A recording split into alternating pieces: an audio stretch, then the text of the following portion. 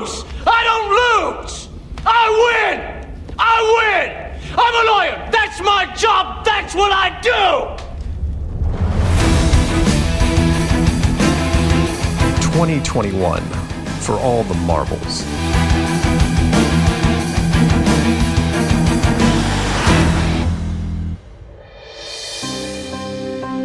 Let's start with a simple statement. Human beings have always been and always will be very competitive. We hate losing, and it applies to almost every aspect of our culture. Motivated people will do just about anything to win. You see it when professional athletes cheat, when corporations commit espionage. Just about anyone is capable of sabotaging another person in a fair competition. It's just who we are. That being said, the worst offenders over the course of history have been politicians at just about every level. Remember, their default state is to overpromise and underdeliver, and they get paid well to do so. The only difference between them and a corporate spy is that the politician hides in plain sight behind big smiles and warm handshakes. The saying, "our will to win," underestimates us. Our instinct, our drive is to dominate completely. Very competitive people don't just want to have bigger numbers on the scoreboard. They want the other guy to have no points at all. They want the other guy to submit and drop dead on the field. They want the other guy to be wiped completely from the map and to remove their memory from the record books. Many of the rules in war have carried over into times of peace. And when we apply the win at all costs attitude to politics, we run into an interesting paradox, especially in America. Up until now, the general public has assumed that the red team and blue team needed each other, that they worked in tandem with checks and balances and kept each other in line. This couldn't be further from the truth. Everything you see in American politics is a series of illusions. One of the most basic layers of truth is that the red and blue teams hate each other and would love nothing more than to see their opponents disband and walk away. Until now, this wasn't possible because neither side could gain enough leverage to make the final push, the killing blow. This was mostly because neither the red nor the blue team were willing to take the big risks. Ask any military general and they will tell you, both sides being equal, the victor is usually the one willing to take steps the other won't. In other words, how far are you willing to go to win? For some, it's anything. In 2015, for some strange reason, the world started to become much more polarized. I've got some theories on specific reasons, but won't go into them here. Suffice it to say that the last 5 years have become more and more intense.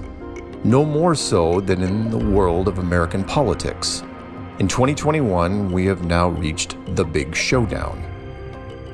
Use whatever movie reference you want. Neo versus Agent Smith, Rocky versus Apollo, the second one where they knock each other out in the last seconds, the final scene in any big Western, whatever.